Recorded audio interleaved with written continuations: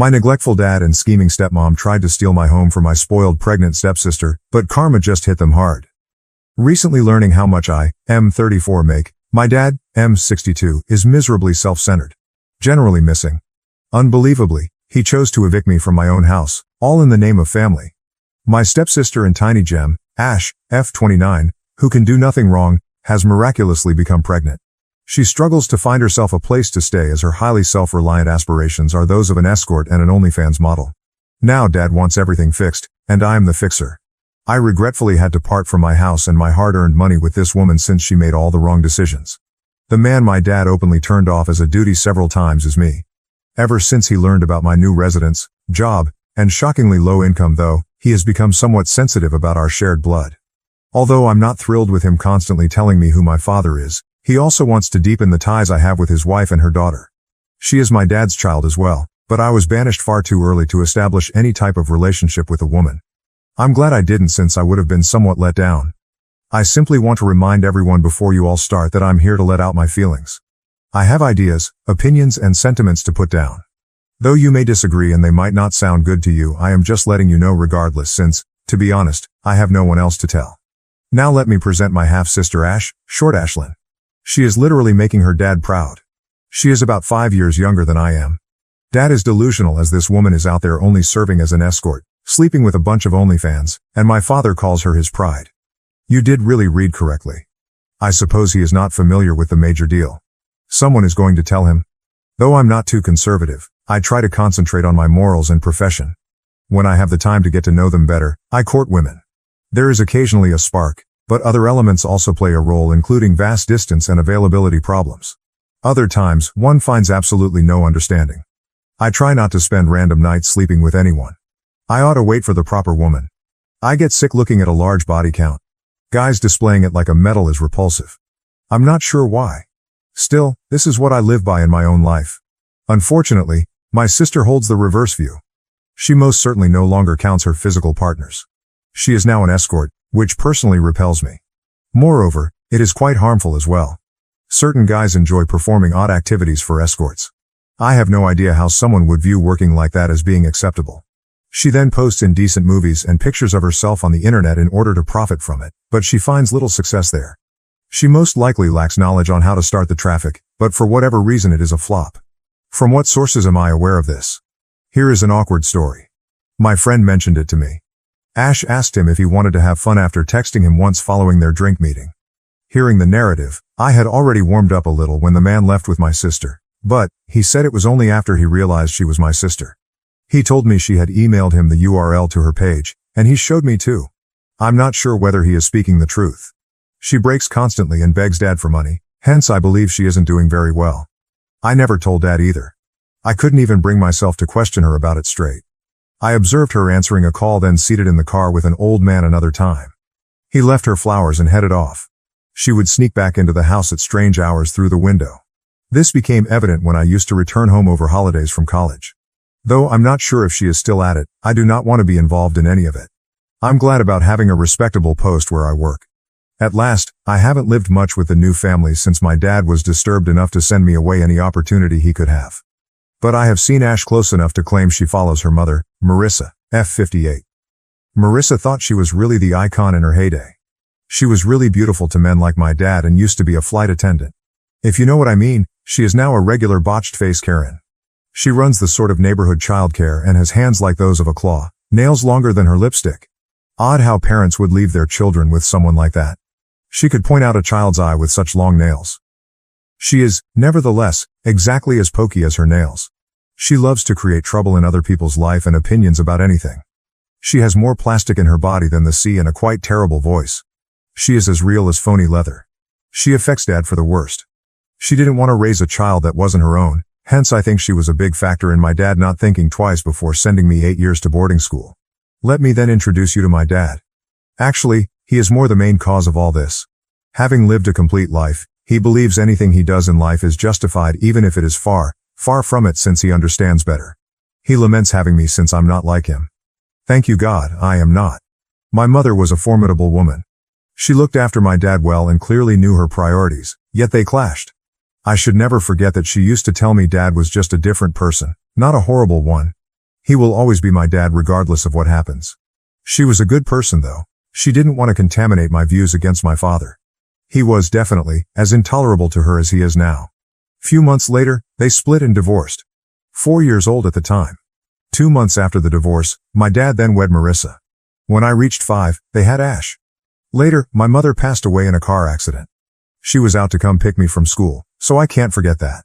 She had always been on time. She just missed 10 minutes once.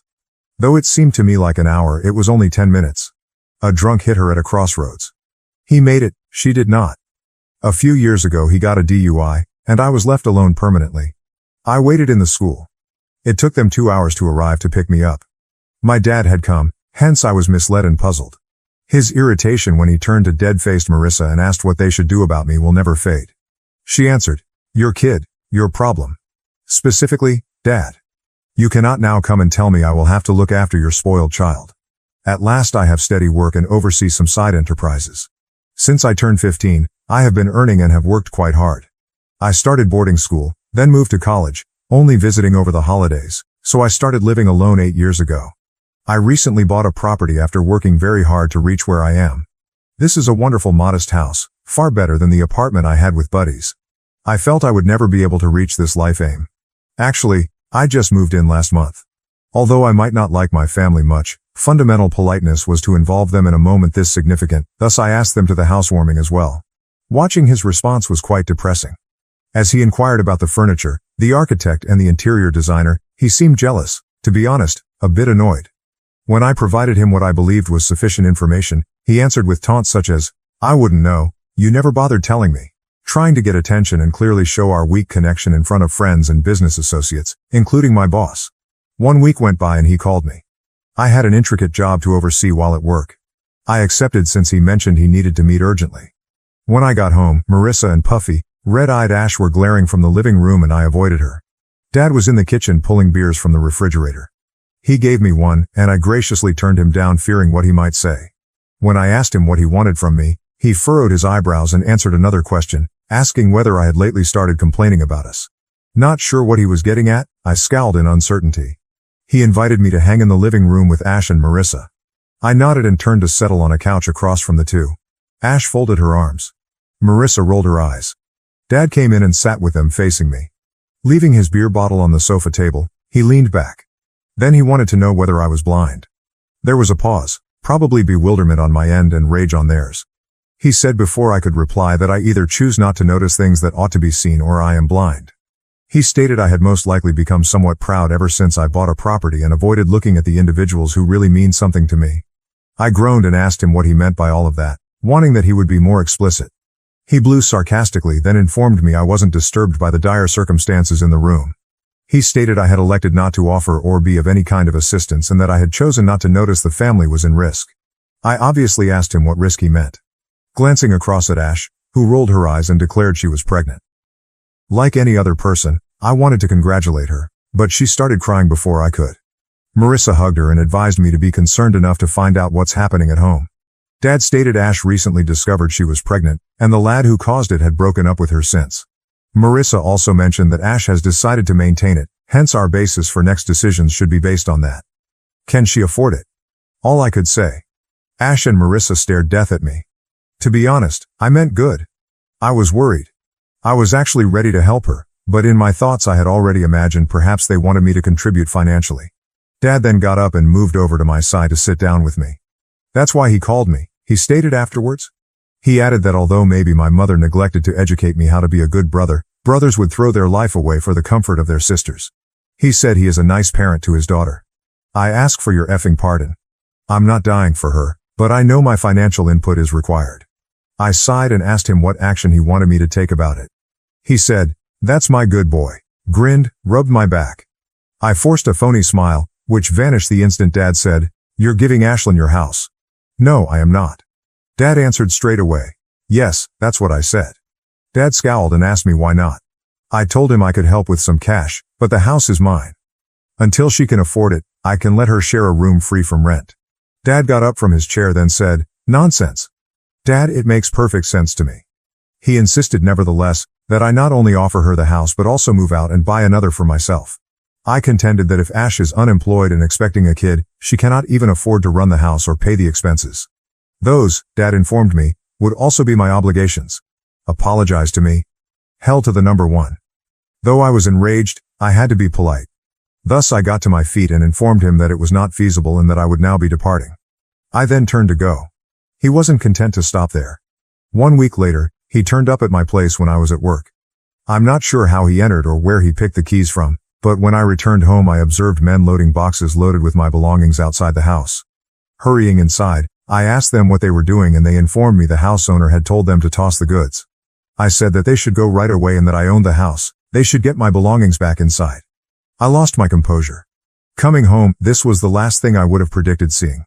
When I went inside to see Dad and Ash, they still stood there insisting I follow what brothers ought to do. They ignored my advice to leave, thus I informed them I will contact the police. They went at last, bad-mouthing me, applying curses and things. Though I know this is a lot to read, it was much worse in person. 1 week has gone by and I'm posting here since I kind of feel horrible about it. Was I in error? I feel like they need me and I shouldn't cut them off like this, but I also feel like my actions for them have limitations. Growing up, their disconnection and lack of concern for me infuriates me. Today, they ask me to lay my life down for them. Bit much, not sure what you mean here. Tell me, let me know. I couldn't even get my buddies involved in this. Right now you are all I have. Update. Hey everybody. I hope every one of you is good. I posted 1 week ago, and to be honest I didn't expect the attention it attracted. As the comments arrived, some made me doubt a number of things. Not too long afterward though, I decided not to break off my family completely. This came about via Ash calling me. I welcomed her by telling me she wanted to see me. She wanted to tell me a few things, therefore she asked to meet at my place, but I was still getting used to the scenario made last time. I urged us to meet somewhere else. She was first somewhat nervous when we visited a coffee shop. She seemed somewhat unlike herself, but generally she is rather conceited and unpleasant. She told me she had lately been broken off with as we sat in the corner. I answered, claiming I had an idea since Dad mentioned the man who got her pregnant had left her. She shook her head and said Dad believes that. She told me that although Dad believes her BF left her due to commitment problems, in fact she is the one with the commitment problems. Unbelievably, right? She said she truly loved this man, but he had discovered some things about her just a few days before she told him she was pregnant.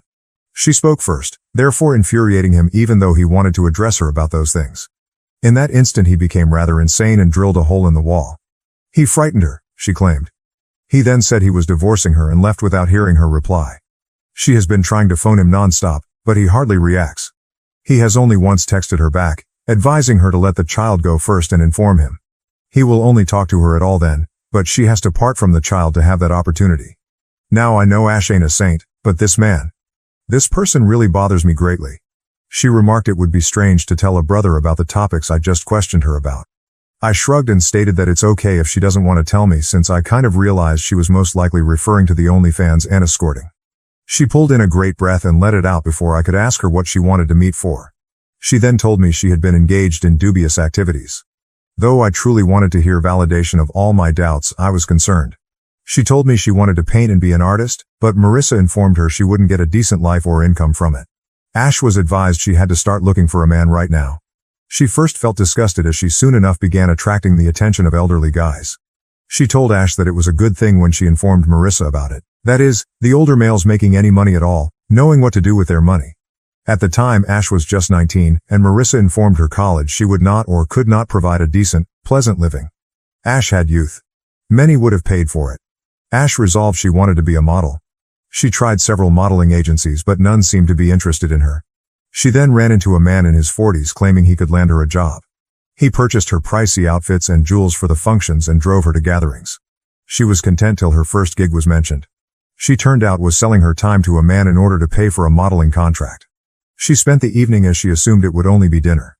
That was it. She did have a little modeling contract where she photographed a little brand. A few more men used her while she was hoping for a gig in exchange, but she was informed they chose not her.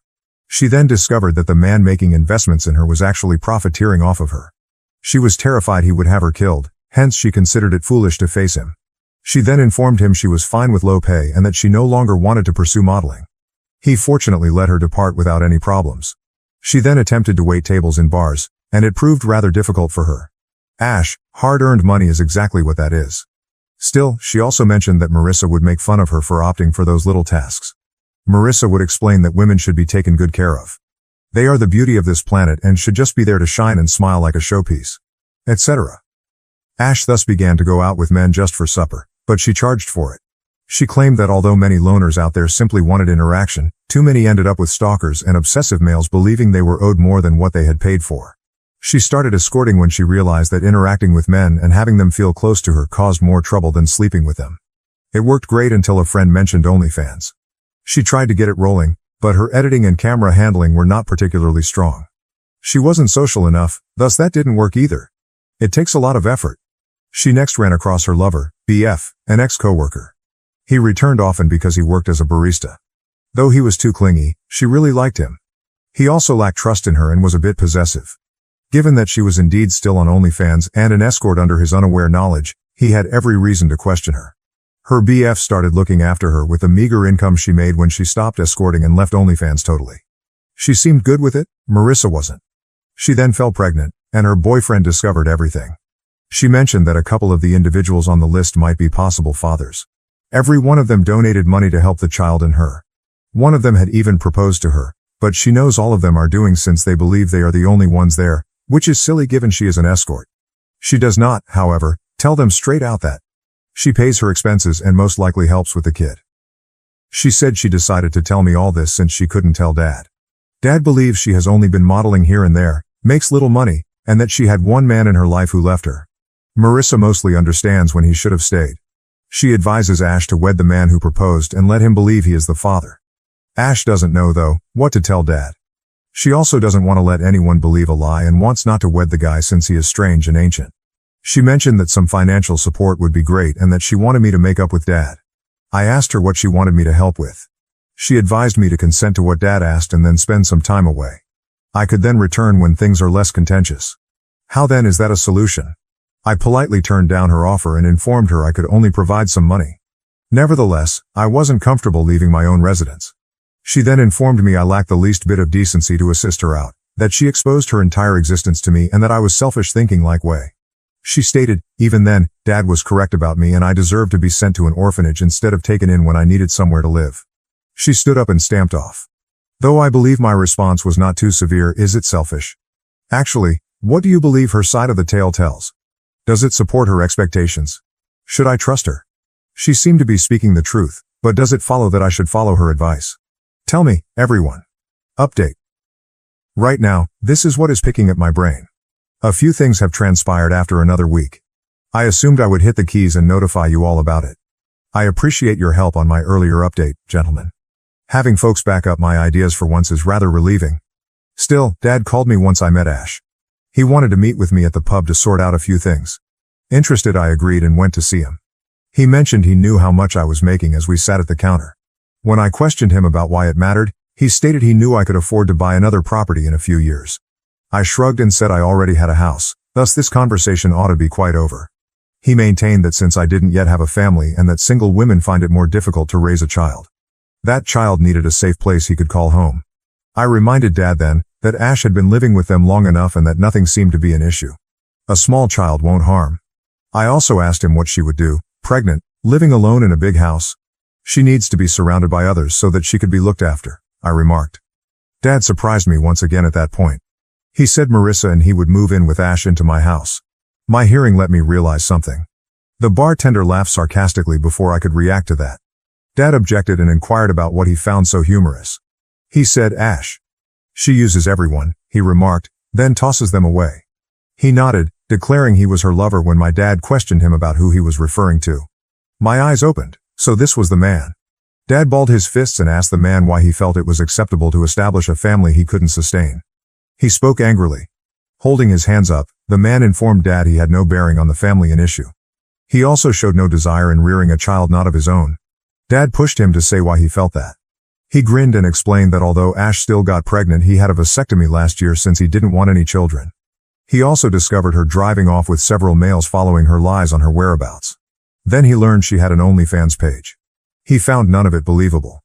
That was the last straw for him when Ash at last told him they were expecting. He couldn't have a child, hence it verified everything. Knowing this, he told Ash she had been cheating on him all through. She let the truth fly free.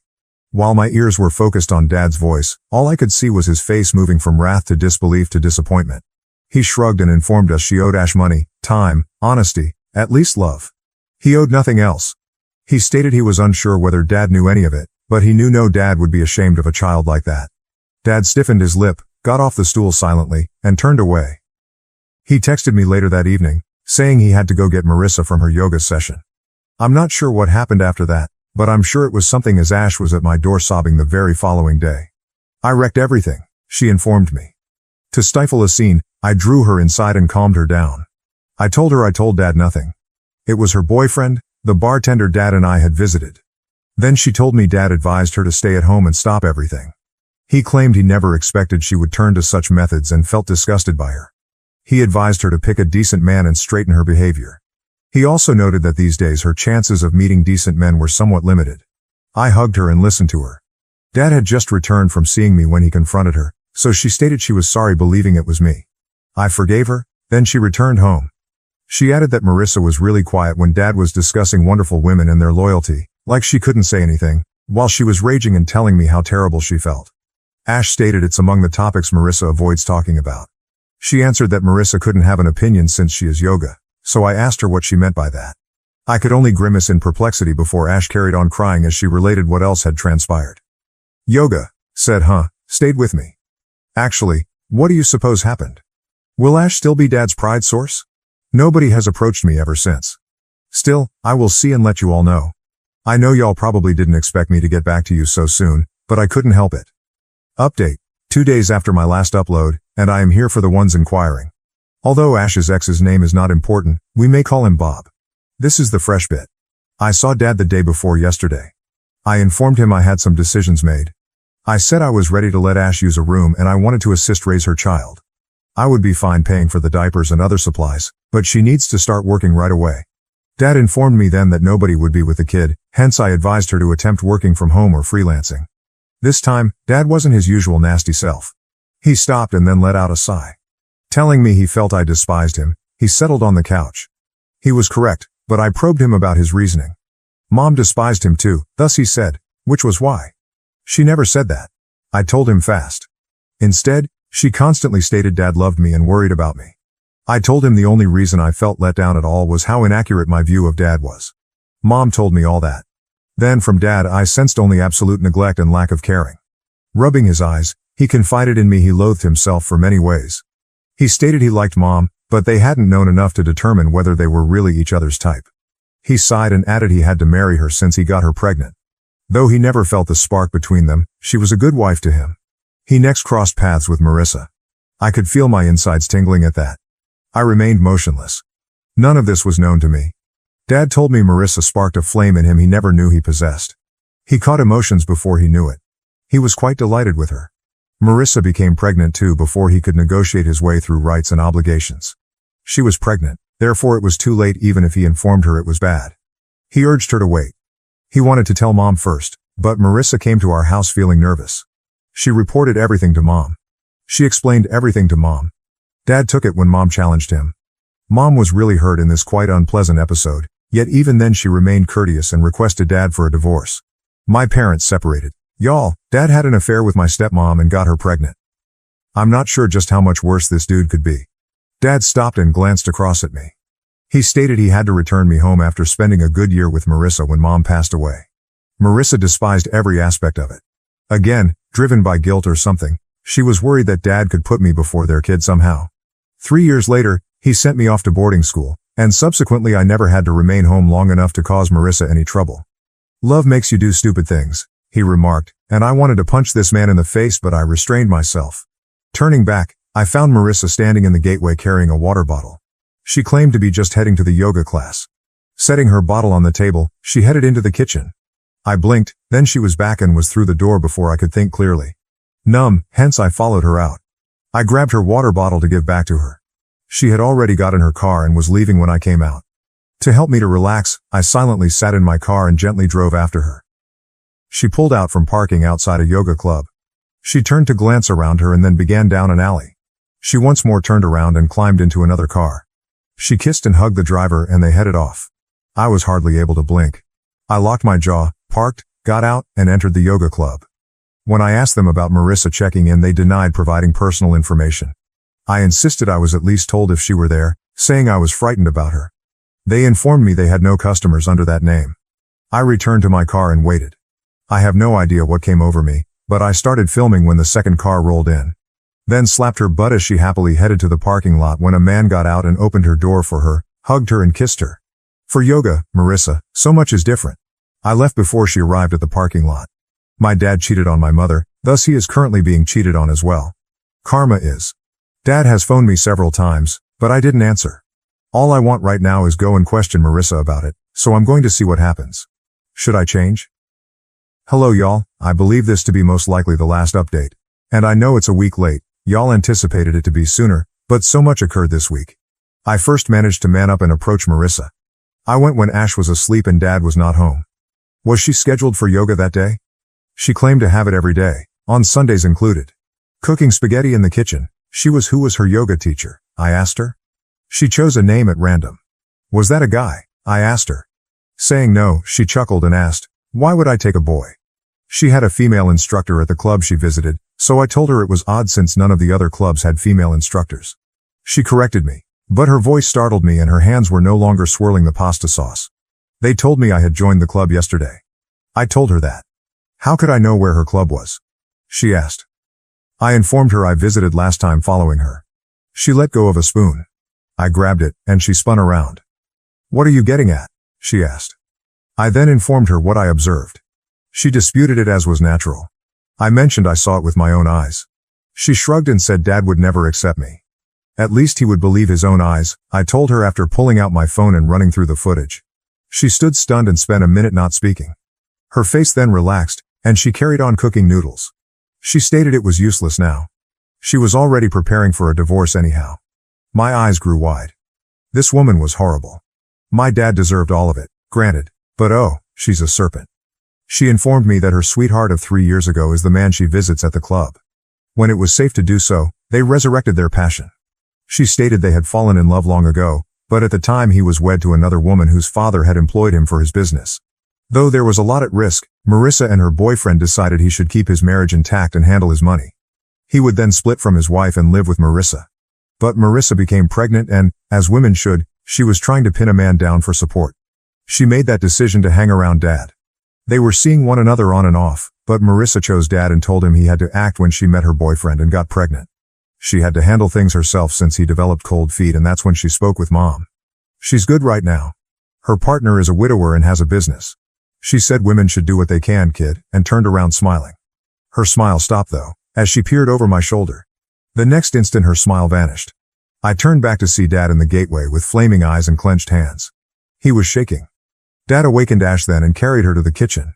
Who was her father? He asked. She shook her head and glanced across at Marissa.